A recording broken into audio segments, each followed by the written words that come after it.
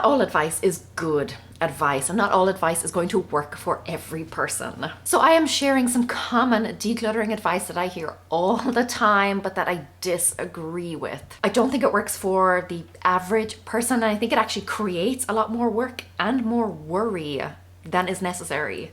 Let's go.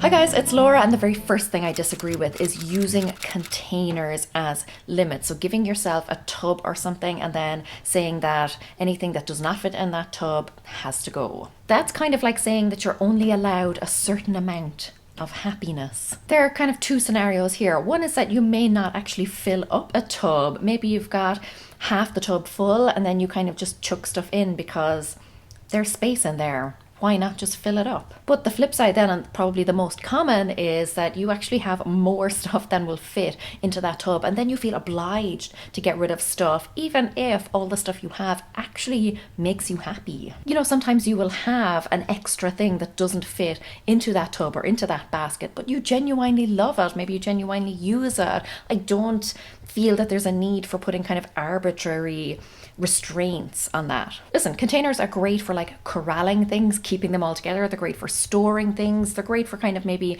giving you a little nudge that it might be time to pare back. But I don't think they work as like a hard and fast rule for if it does not fit in this tub, out it goes. You know, great for doing those small little regular purges where, you know, like maybe a paper in tray. That's a good thing. When that gets full, it's a good idea to go through that. Maybe a toy box, something like that. But I don't think we need to set limits on ourselves on how much we are allowed to keep. If it sparks joy, if you love it, if you use it, keep it, even if it doesn't fit into a particular container. Next thing then is rotating toys. I think if you get into this habit, what is inevitably going to happen is that you're just going to spend every week or every month for years taking stuff out and putting stuff away. Instead, something that worked wonders for me was to put stuff away, you know, ask my kid what she wanted to play with right now, and then move the other stuff out of the way into the basement, into the attic, wherever, and then just leave it there. And unless your kids actually ask for something specifically, keep it there for a certain amount of time. If they do ask for something, by all means, go retrieve it. Ask them to pick something else to go in its place so that you're not just constantly bringing things out. And then after, you know, a certain amount of time, maybe you give yourself a deadline, like 3 months, 6 months, whatever does not come out of that space can probably safely be donated. If your kids have not asked for it in a long time, they have completely forgotten about it. I think kids tend to play with the same things over and over again. You know, they read the same books over and over again. And that is because kids enjoy repetition. You know, it's good for them. It's good for learning. It helps them to feel, they get a sense of comfort out of that. It's kind of like a routine for them, and kids thrive in like routines, and they thrive with boundaries and things like that. It also helps them to kind of get a little bit more creative because they can think of new games to play with the same things. Whereas if you just keep constantly introducing new things, or what they see as new things, it can actually be more distracting, and they might actually get into the mindset of expecting new things every few weeks or months, or however often you rotate. If you're constantly rotating, you're never going to actually be decluttering and paring back. You're just going to be temporarily putting things away and then taking them back out again. So if you want my advice and you want to save yourself a lot of grief, a lot of time and a heartache, stop rotating toys. Another one then, and I think this might be advice that I myself have given in the past, so I want to kind of clarify, but that is, you know, displaying the things that you love. Why would you have them hidden away in a box or a basket or a bag somewhere when you could display it? You know, if you truly love it, you should display it. But here's where I think you may run into trouble, and that is when things are kind of in your everyday rotation, when you see them all the time, they tend to lose their magic a little bit. The things that you see day in, day out are the things that you start to become completely blind to. And you know, it's really just kind of impractical to keep all of your stuff, like all of your sentimental stuff, all of your photographs, all those types of things out on display all the time, and that is what is going to make your home look and feel really cluttered. I definitely do still think though that you should have a certain amount of things on display. You know, if you have something that you really love,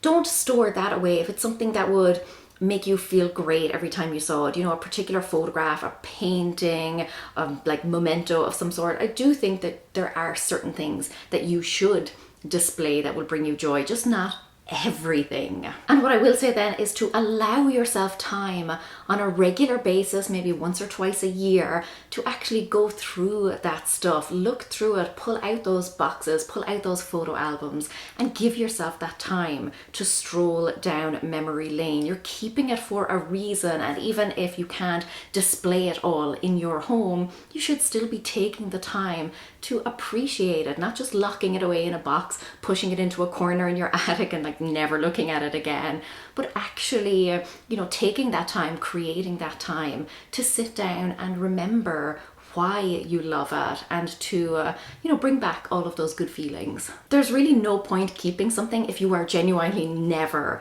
going to look at it again. Stuff is meant to be enjoyed, you know, the good stuff is meant to be enjoyed. So if you have stuff that you do love, maybe it's sentimental, you don't necessarily have to keep it all out on display, but do make sure that you are actually spending some time to go through it and enjoy it every now and again. You don't necessarily have to have it hanging all over your walls, but do take the time to appreciate it. The next thing then, and I've spoken about this recently, but that is decanting everything into matching containers. Now, if you want to do that, if you have the time and the energy to devote to that, absolutely go do it. If it makes you happy, you should. But I think we all kind of have a tendency to look at a picture on Pinterest or on Instagram or something and think, wow, that looks lovely. I want my pantry, cupboard, closet, whatever to look like that. And we buy all of those matching containers and those storage tubs and totes and things.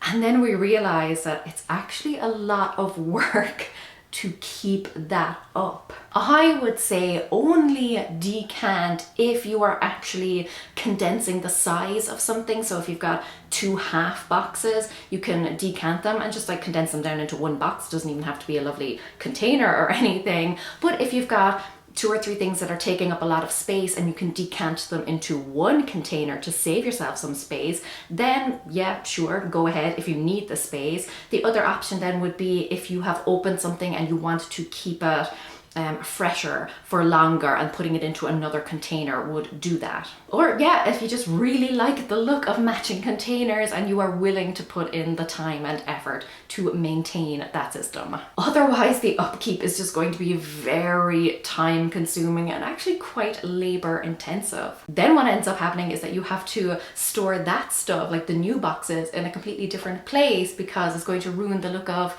your pantry or wherever the space is. So now you're finding different places to store all of your surplus stuff, all of your back stock. So you're just going to end up with some matching containers and then another spot somewhere in your home that has still all the boxes and things anyway. So what I think is a really good compromise here, if you love the look of matching containers, and personally I do think it looks great, but you don't, you know, have the time or want to invest that time in maintaining that system, what you could do is implement the system for things that are on open display, for the things that you can actually see as soon as you walk into a space. That way, when you do walk into the space, you can see your lovely matching containers, but everything else is hidden behind closed doors. That still gives you some of the look that you want without all of the effort and energy and time involved in doing that to everything. Just keep the rest of the stuff behind closed doors. The next piece of advice that I disagree with is to only touch things once. I don't feel that this is very practical because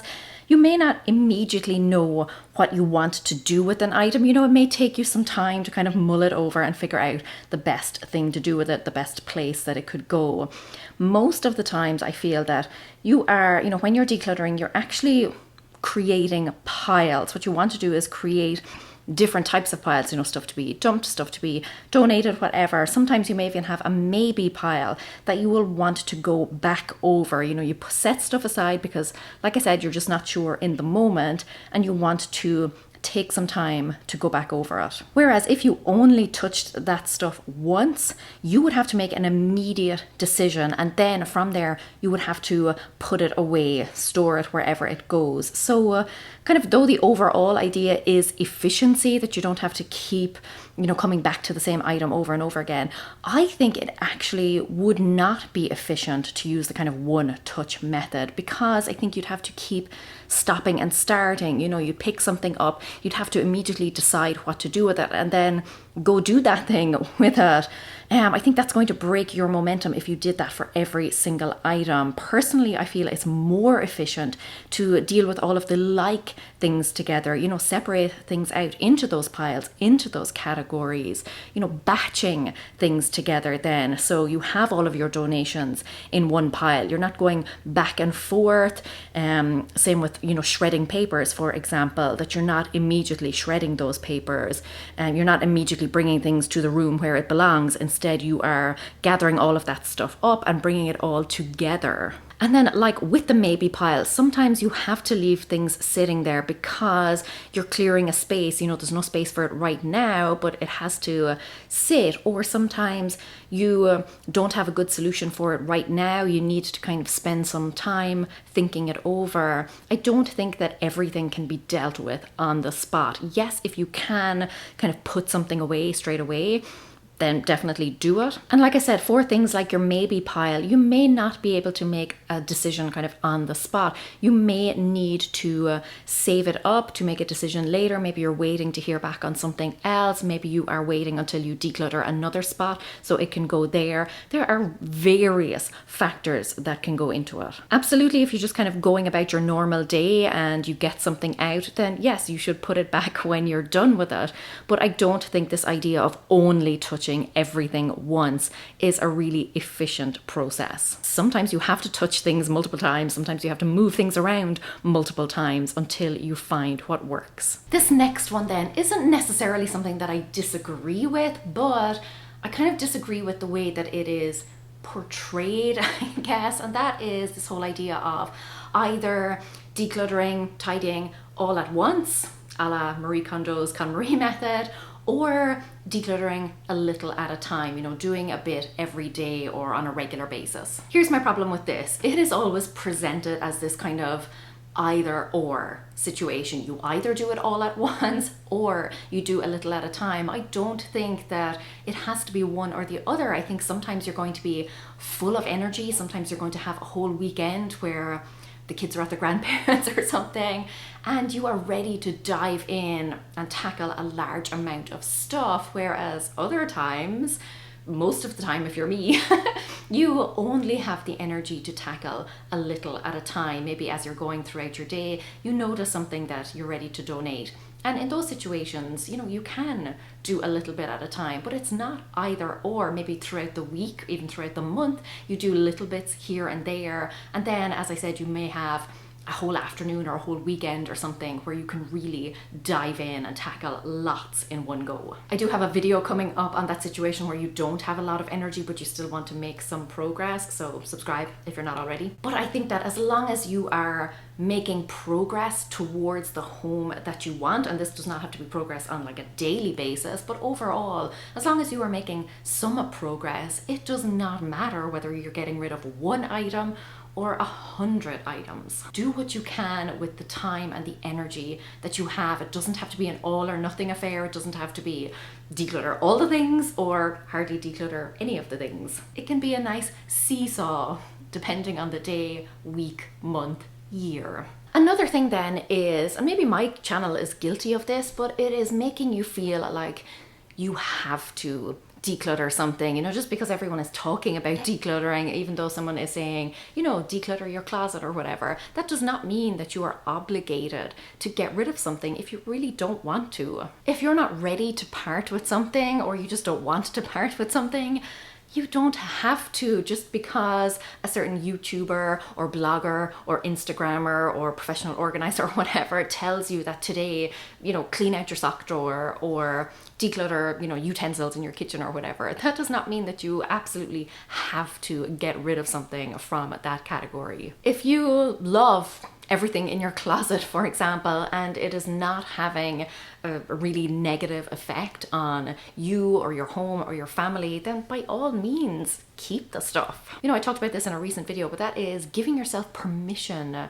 to keep stuff. You don't have to get rid of a certain thing. Let's say you're going through a particular category. You don't have to get rid of at least one thing or a certain number of things or anything like that. You have permission to keep the stuff if you want to. The whole idea behind decluttering is to remove things that you no longer want or need or love, to make space for the things that you do love. It's not about getting rid of things, it's about getting rid of things that you don't want anymore. If you have a cluttered home and it's hindering you from spending time doing the things that you love, or maybe you're spending too much time cleaning or tidying or searching for things, then maybe it's time to declutter. But don't feel obliged to declutter something kind of just for the sake of it. Remember that just because someone on the internet is putting out videos, you know, about decluttering and you think it's a good idea, it does not mean that you have to get rid of stuff. Give yourself permission to keep something. You don't have to go into it with this mentality that you absolutely have to get rid of something. It's just about identifying the things that maybe have outstayed their welcome so that you can create that time and space for the other things that you love in your life. There is no pressure. Give yourself permission to keep everything if you want to. And sometimes that will actually make it easier to let stuff go. But always remember that you don't have to. What is some advice that you have heard, that you commonly hear, that just does not work for you? Let me know in the comments and I will link to loads more videos that I have on decluttering if it's something that you're interested in, if it's something that maybe you are struggling with. I have lots of tips and advice. Make sure that you are subscribed, and until next time, Caref Mila Magwef. Agus feici méisih si go luath. Slán!